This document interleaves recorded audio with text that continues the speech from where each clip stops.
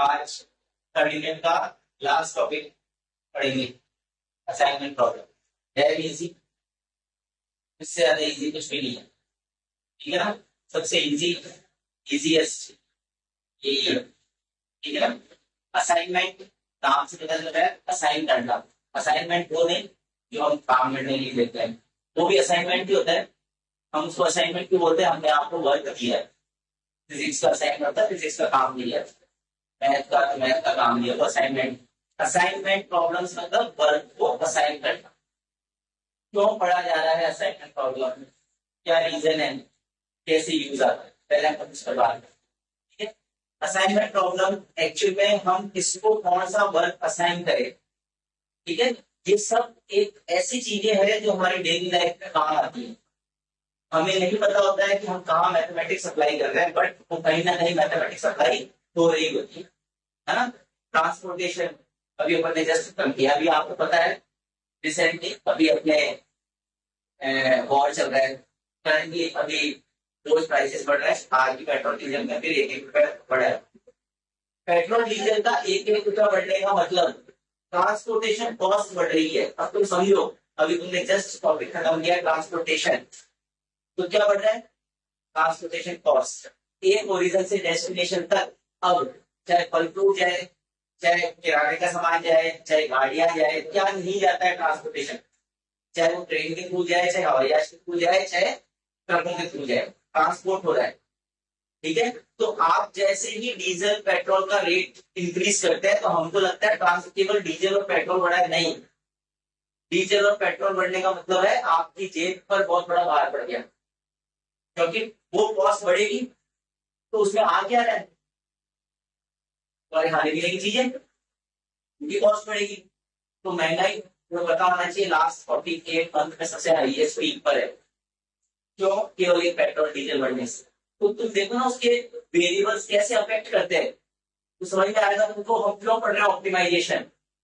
Transportation cost जैसे increase होती है तो आपके बहुत फर्क पड़ता है, ठीक है ना। तो हर चीज का फर्क पड़ता है, आपकी जेब पर फर्क पड़ता है, किराना सामान महंगा होता है, घर के रसोई में फर्क पड़ता है, हर चीज में फर्क पड़ता है। आपको लगता है केवल डीजल पेट्रोल तो बड़ा है, हमारे घर में तो गाड़ी नहीं है। असाइनमेंट प्रॉब्लम क्या होता है? असाइनमेंट प्रॉब्लम का मतलब होता है हम किसको कौन सा वर्क असाइन करें कि वो मिनिमम टाइम के अंदर हमको काम कंप्लीट करके दे दे, दैट इज असाइनमेंट प्रॉब्लम। समझ में आ गई?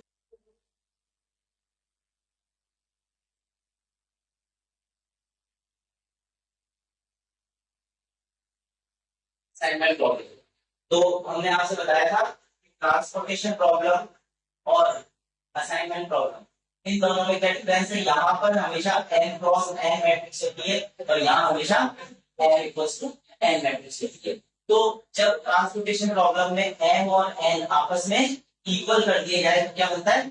असाइनमेंट प्रॉब्लम, ठीक है। तो इसका मतलब ये तो क्लियर हो गया ना कि हमें हमेशा यहाँ पर कैसे मैट्रिक्स मिलेगी? स्क्वायर मैट्रिक्स मिलेगी। यहाँ कभी ऐसे नहीं मिलेगी कि 3 कॉलम आ गए 4 रोज हो गई, या 4 रोज हो गई 3 कॉलम्स हो गए, ऐसे कभी नहीं मिलेगी। यहाँ पर अगर 4 है तो 4। आप समझो ना मैं क्या कह रहा हूँ? 4 आदमी 4 तरह के काम कर सकते हैं, तो जितने इंसान है उतने ही वर्क है। आपको असाइन करना है एक आदमी को एक काम, दैट इज असाइनमेंट प्रॉब्लम। तुम्हारी क्लास के अंदर मैंने 5 स्टूडेंट को सिलेक्ट किया तो उनको 5 काम देना चाहता हूं, तो मैंने 5 स्टूडेंट को सिलेक्ट किया। अब मैं क्या कहूंगा? एक जना एक काम करो, जबकि हर बंदा हर तरह का काम कर सकता है। तो टोटल काम कितने हो गए करने के तरीके? 25। 5 to 5 मैट्रिक्स बन गई ना भाई। 5 वर्क हो गए और 5 स्टूडेंट हो गए। हर व्यक्ति हर तरह का काम कर सकता है, तो एक स्टूडेंट कितने काम कर सकता है? 5, दूसरा 5, तीसरा 5, चौथा 5, ऐसे 5 स्टूडेंट। 5 into 5 25। टोटल हमारे पास में कॉम्बिनेशन बन रहा है 25। इनमें से हमको एक को एक देना है, दैट इज असाइनमेंट। क्लियर? पहला क्वेश्चन इसका भी यही होता है, एक तो जो मैंने बताया कि दोनों में सिमिलरिटी कैसे है, ट्रांसपोर्टेशन से असाइनमेंट कैसे बनता है। दूसरा कि व्हाट इज असाइनमेंट प्रॉब्लम, है ना। Right the mathematical formulation. तो अपन बात करते हैं इसकी। असाइनमेंट प्रॉब्लम क्या है, बुक से डेफिनेशन लिख लेना, ठीक है। और इसका मैथमेटिकल फॉर्मुलेशन क्या है वो लिखते हैं।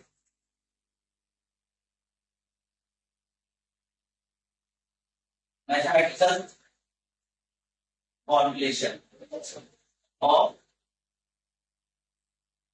Assignment problem. ठीक है, इसका मैथमेटिकल फॉर्मुलेशन क्या है?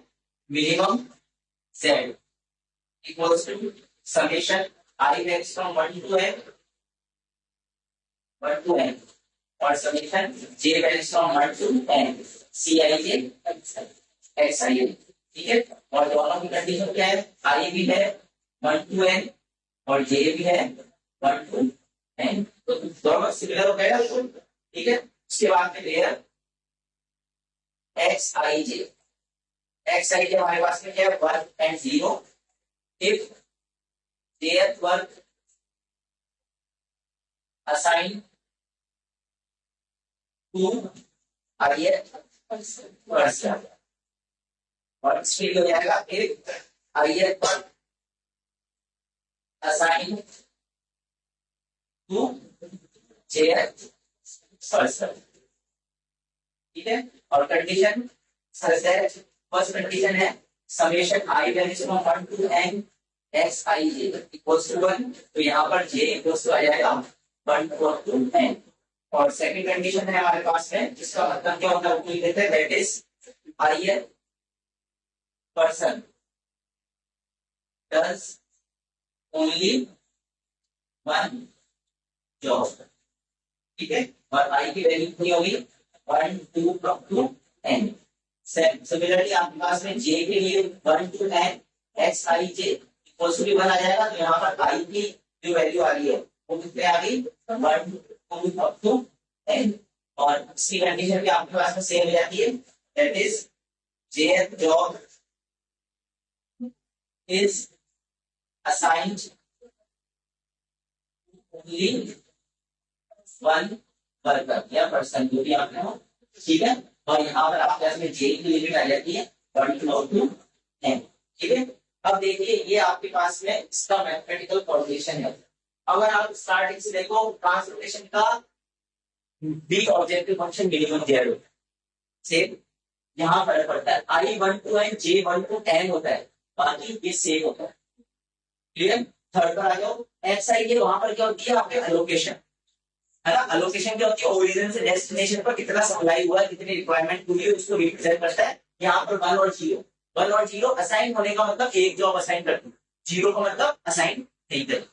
ठीक है, तो इसका मतलब है, मतलब वर्क और उसके वर्कर में है ना, jth worker assign to ith person और ith worker assign to jth person. Opposite हो गया, दो ही है आपके पास। xij वर्क का मतलब क्या कह रहा है? ith person does only one job, तो एक आदमी एक जॉब कर पा रहा है। और जॉब से अपन रिलेट करें, देखो हमने अभी क्या पर्सन से जॉब, तो पर्सन एक जॉब कर पा रहा है। अब मैं उल्टा करता हूँ, जॉब से पर्सन, तो जॉब से पर्सन एक हो रहा है, तो दोनों तरफ से आप लेके चले जाओ। ये काम किसको देना है? इसको, तो वही काम इसको मिलना चाहिए, वाइस वर्सा होना चाहिए। ठीक है, तो इस तरीके से आपको ये चीज ध्यान रहनी चाहिए कि आपको ये मैथमेटिकल फॉर्मुलेशन दोनों का बिल्कुल अच्छे से याद होना चाहिए, सेम टू सेम लिखना है। ठीक है, इसके बाद इसमें एक स्टेटमेंट आता है रिडक्शन थ्योरम। बुक से कि रिडक्शन थ्योरम क्या है, पढ़ लेना, 2 मार्क्स का क्वेश्चन बनेगा। ठीक है, मैंने बताया था 8 और 10, तो रिडक्शन थ्योरम पढ़ लेना। रिडक्शन थ्योरम क्या होती है? रिडक्शन थ्योरम आपके इसमें दे रखा है, if a constant is added और subtract to every element of any row or column of the cost matrix Cij in an assignment problem, then an assignment plan which minimize the total cost for the new matrix will also minimize the total cost in original cost matrix. Reduction cost matrix होती क्या है? उससे पहले मैं तुमको इसका थोड़ा सा फॉर्मेट बताता हूँ, ये बनता कैसे है। देखो फॉर्मेट में हमारे पास में यहाँ पर क्या आ रहा है,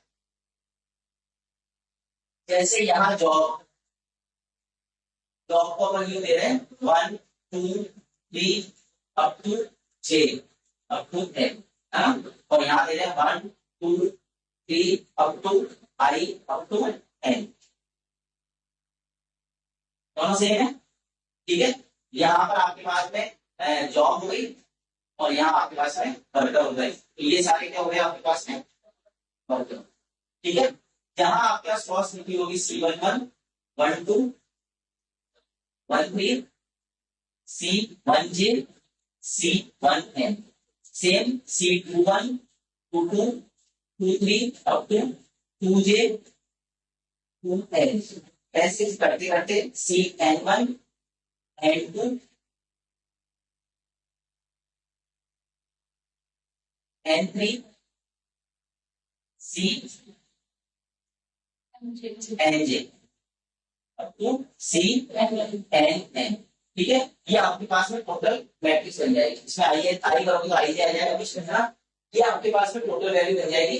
तो ये जो दे रखा है बीच में, जैसे आपको ध्यान दो, ट्रांसपोर्टेशन में क्या होता है, ट्रांसपोर्टेशन में यहाँ होता है डेस्टिनेशन, यहाँ होते थे ओरिजिन, यहाँ एक्स्ट्रा दो और कॉलम होते थे और एक रो होती थी अवेलेबिलिटी और डिमांड, है ना। तो यहाँ पर तो कॉस्ट होती थी, अभी भी यहाँ पर क्या है, कॉस्ट है ना। अब हम असाइन करेंगे ऊपर वाले के हिसाब से, that is reduction theorem. Reduction theorem क्या कहती है, हर रो में से और हर कॉलम में से आप मिनिमम एलिमेंट को माइनस कर दो।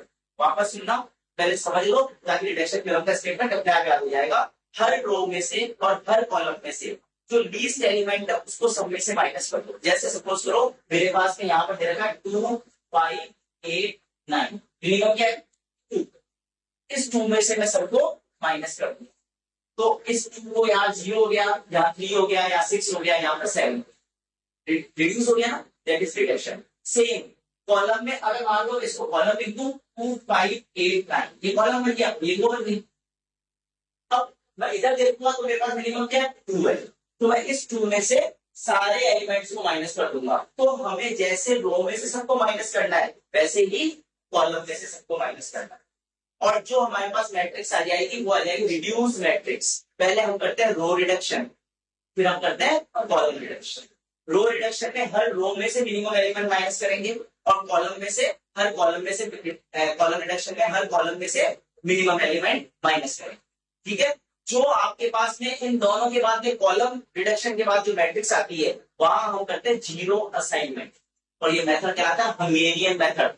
क्या कहलाता है, हंगेरियन मेथड। कभी कभी शॉर्ट नोट आ जाता है write the short note on Hungarian method, या फिर ऐसे आ जाता है how to optimize the assignment problem, है ना। किस मेथड से, write the name of the method.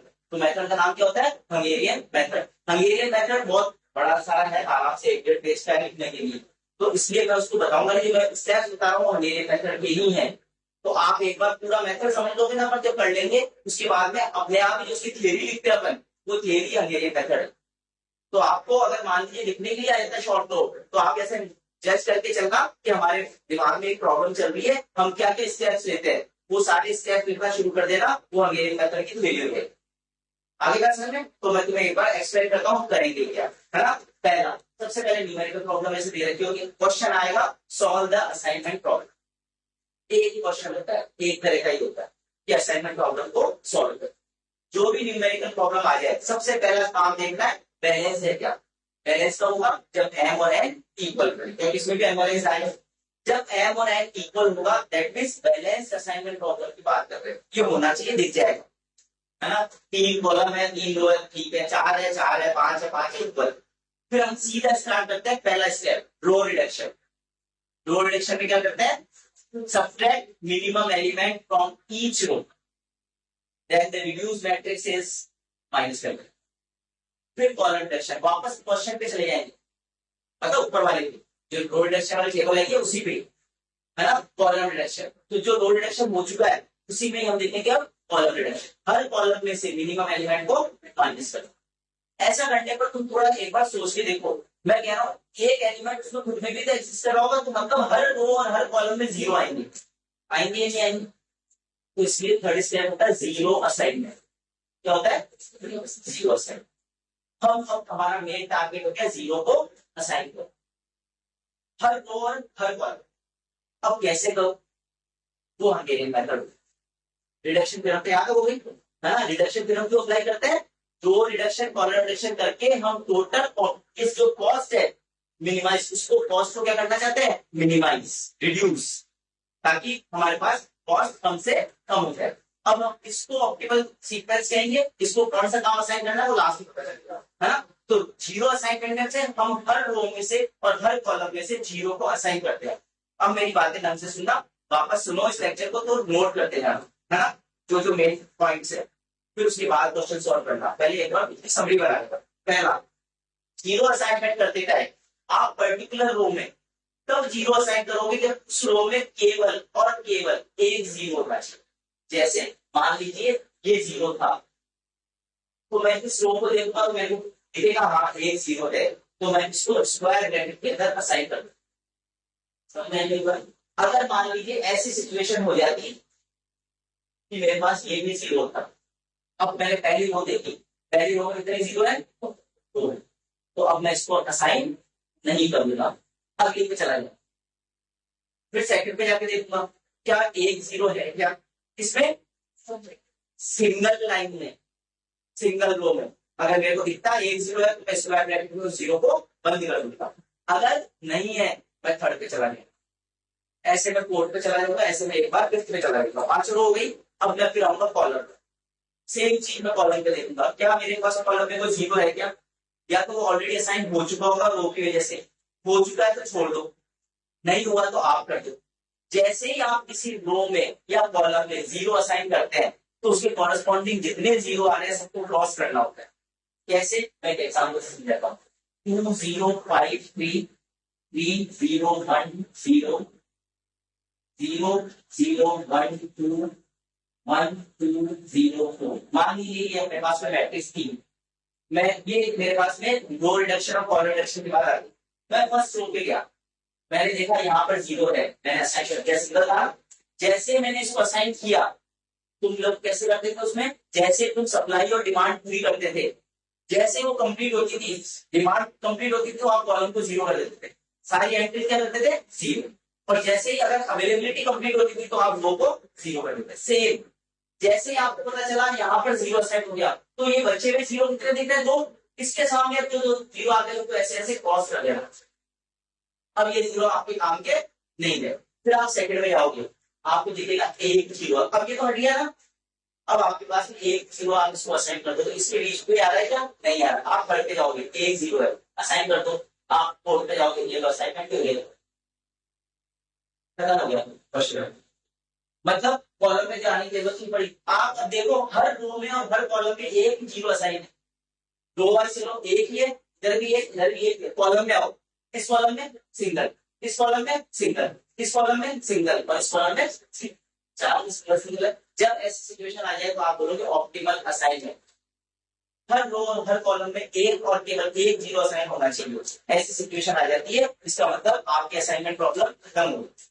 ये नहीं आती है तो प्रॉब्लम क्रिएट होती है, तो हम बात बताएं तो गलती से बताएं, ठीक है कि असाइनमेंट बैठ गया, ठीक है। तो आपको इस तरीके से कैंसिल करना है, जैसे एक बना तो ये क्रॉस, एक बना क्रॉस, क्रॉस करना भी सीख गए और आगे। अगर यहाँ पर नहीं होता तो कॉलम में चले और फिर हम कॉलम में असाइन करते। बात समझ आ गई, यहाँ तक कोई डाउट है किसी को किसी भी तरह का तो आप पूछ सकते।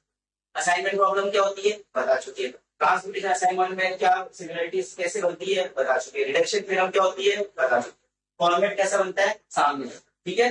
कॉस्ट इफेक्टिव होता है, टाइम इफेक्टिव होता है, यहाँ पर टाइम भी हो सकता है या कॉस्ट भी हो सकती है, दोनों ही हमारे लिए मैटर करते हैं, दोनों ही हम मिनिमाइज चाहते हैं। इसलिए असाइनमेंट प्रॉब्लम का objective function always minimize, transportation का ऑब्जेक्टिव फंक्शन ऑलवेज मिनिमाइज। आगे कर सकते हैं, दोनों के सेम होते हैं ऑब्जेक्टिव फंक्शन ऑलवेज मिनिमाइज, ठीक है। उसके बाद में हमारे पास में न्यूमेरिकल प्रॉब्लम सॉल्व करनी होती है जो हंगेरियन मेथड थ्रू सॉल्व होती है, ठीक है। एक न्यूमेरिकल करा देते हैं।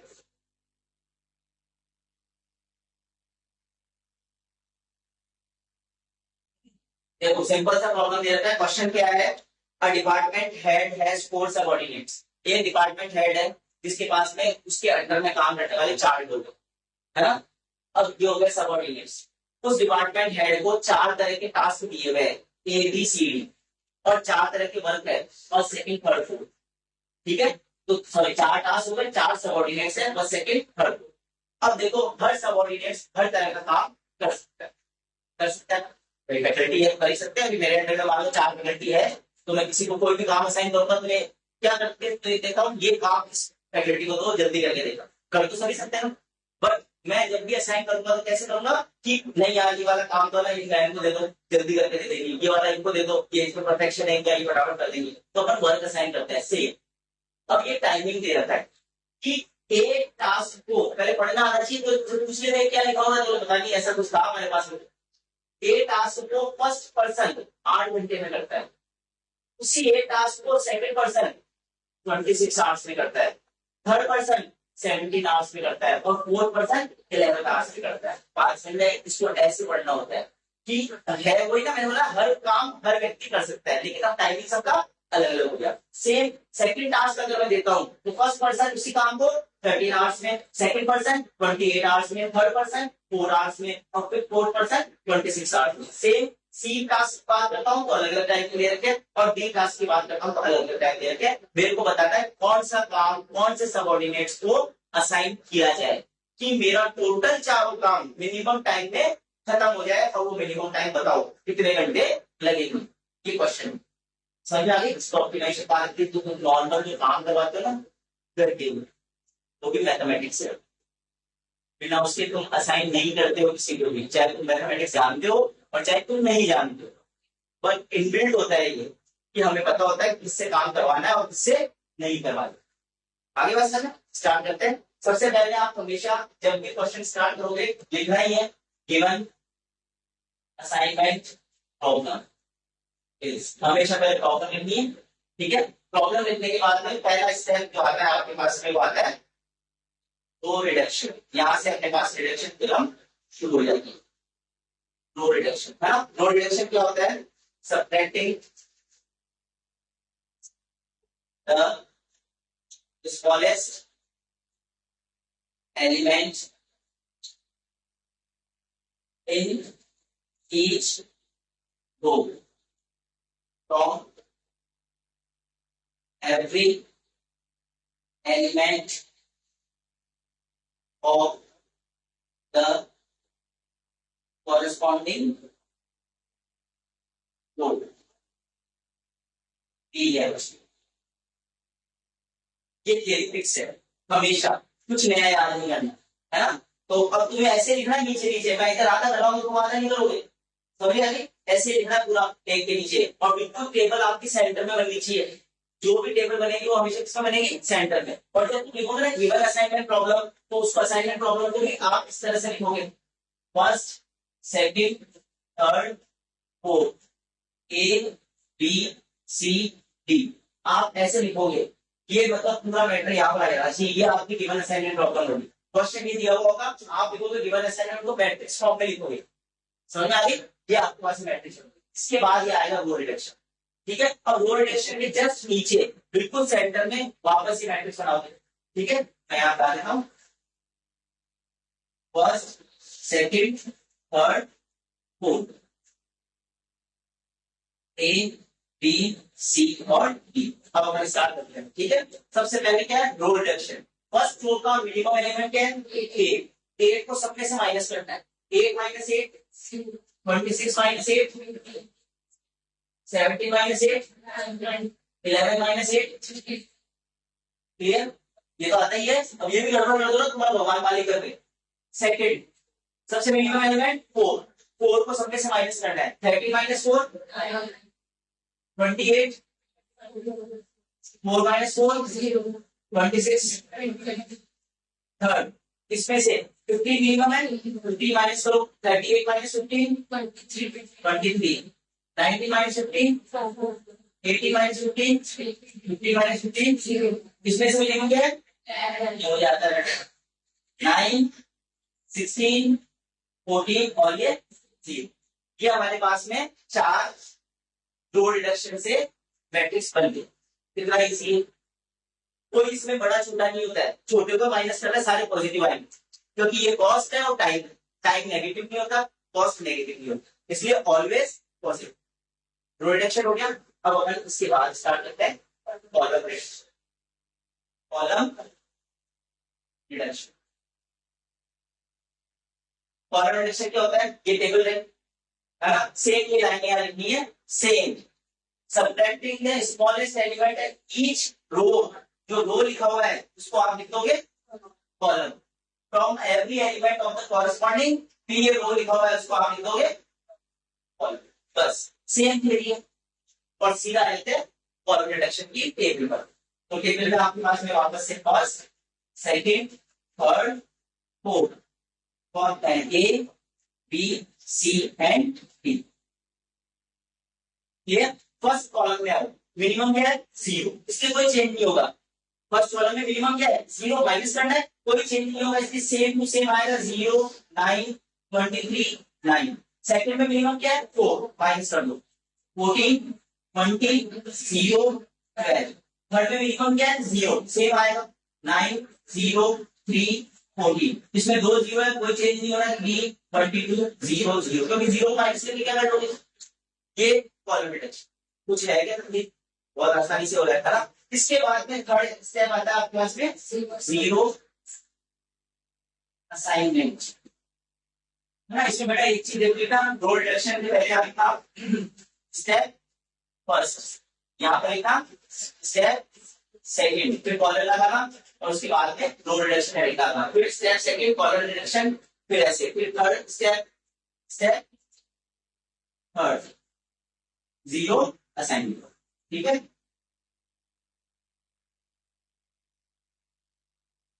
ठीक है, ये आपके पास में जीरो असाइनमेंट। अब क्या करना है जीरो असाइनमेंट की जो टेबल होती है वो एग्जैक्टली फॉरवर्ड डिटेक्शन की टेबल होती है, एज इट इज उतार देंगे first second third fourth A B C and D.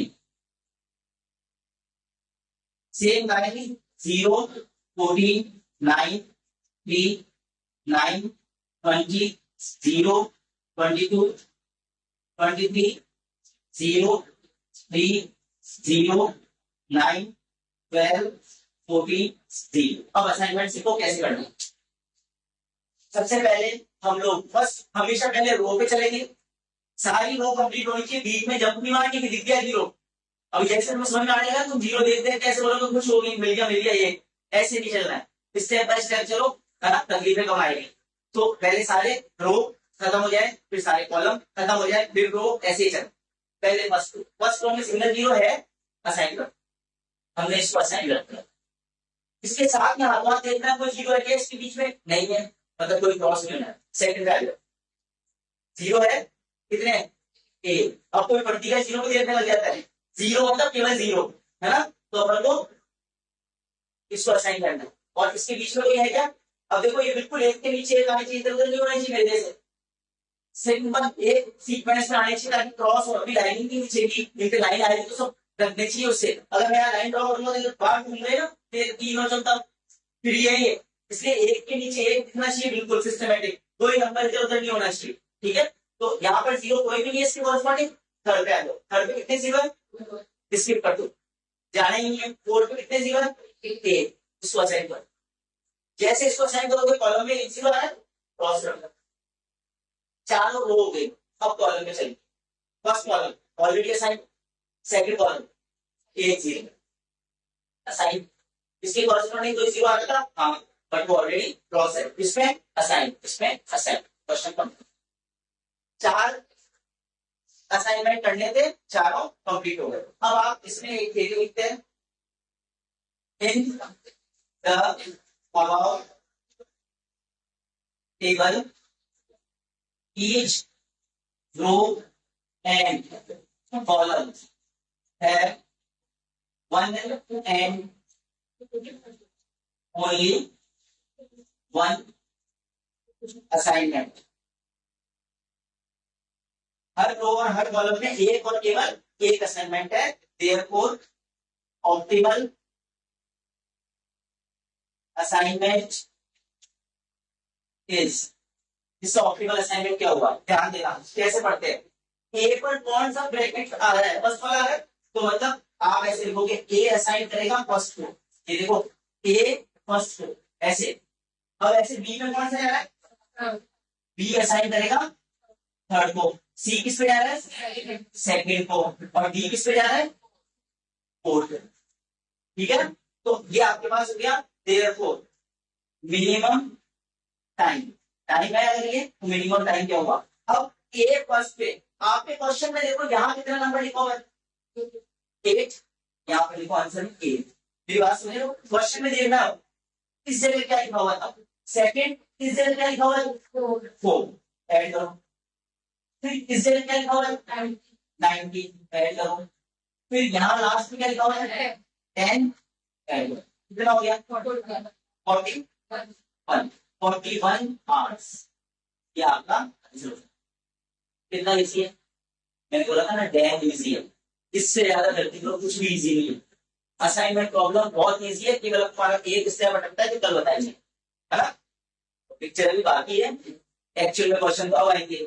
यहाँ ये क्वेश्चन क्या है, केवल सिंपल क्वेश्चन है जिसमें आपको असाइनमेंट करना सिखा दिया। रो रिडक्शन कैसे होता है, कॉलम रिडक्शन कैसे होता है, जीरो असाइनमेंट कैसे होता है, फाइनल हर क्वेश्चन का आंसर ये आना चाहिए। जब आपके पास हर रो और हर कॉलम में ये सिचुएशन आ जाती है, इसका मतलब आपका क्वेश्चन कंप्लीट हो गया। और ये थ्योरी लिखी है, अब इसके बीच में कुछ थ्योरी है, मैं तुम लोगों को शेयर करता हूं, ठीक है।